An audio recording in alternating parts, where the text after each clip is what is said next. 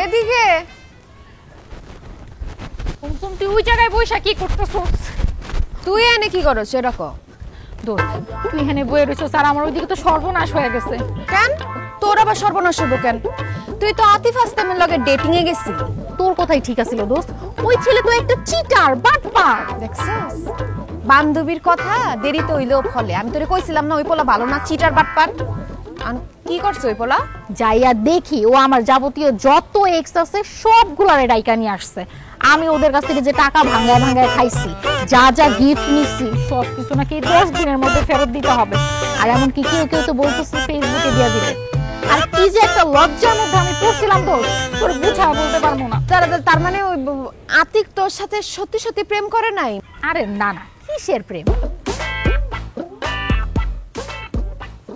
এই যে লজ্জা কুমার। আরে আপনি আমাদের গ্রামে? আমার একটা খবর দিতেন, আমি চলে আসতাম। আমার ফোন দিলেই তো হইতো। ও আমার ফোন নাম্বার তো আবার আপনার কাছে নাই। ফোন নাম্বারটা রাখেন 012। আমি আপনার মোবাইল নাম্বার চাইছি। এত বেশি কথা বলেন কেন? আমি আপনার সাথে একটা জরুরি কথা বলতে আসছি। বলেন কি জরুরি কথা? আপনি একটা মেয়ে মানুষের মন কিভাবে করে ভাঙলেন? আমি কোন মেয়ে মানুষের মন ভাঙলাম? ও কার মন ভাঙছে সেটা মনে করতে পারতেছেন না?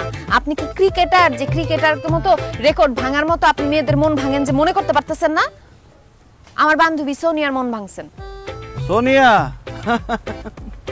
আপনার বান্ধবী তো মেয়ে না, সে হলো ছেলে ধরা। সে একটা একটা করে ছেলে ধরে আর তাদের পকেট কাটে। যাই হোক, কিন্তু আপনি তার মন কেন ভাঙবেন? তো সে যে কত ছেলের মন ভাঙছে তার কি বিচার হবে? একটা মেয়ে মানুষ যদি 4-5টা ছেলের নাই ঘুরায়, তাহলে সে কেমন মেয়ে মানুষ? সে আপনার মতো মেয়ে মানুষ।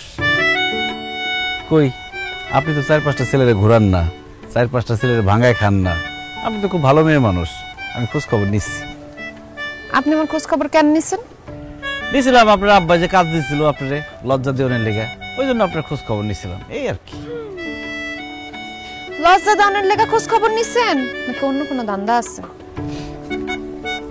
অন্য কোনো ধান্দা থাকলে চান্স আছে। ধান্দার কথা শুনতে আসি নাই, আমি আপনাকে ধন্যবাদ দিতে আসছি। এই যে আমার বান্ধবীরা আপনি একটা শিক্ষা দিচ্ছেন, খুব ভালো করছেন। ওর আমি কত দিন ধরে কই ছেলেগো এমনি ঘুরাইস না, টাকা ভাঙ্গা খাইস না, কিন্তু শুনেই না। আপনার প্রফেশনটা আমার খুব একটা পছন্দ না, তবে লজ্জা দিলে মাঝে মাঝে কাজে দেয়। যাক, খুব ভালো লাগলো আপনার মুখে আমার প্রফেশনের প্রশংসা শুনে। তা আমাদের গ্রামে বেড়াইতে আসতেন, চলেন আপনার ঘুরাই দেখাই, কিছু খাওয়াই। না, ঘুরতে আসি নাই। এই সব লজ্জা দাও দেই বাদ দিয়া একটা ভালো চাকরি নেন।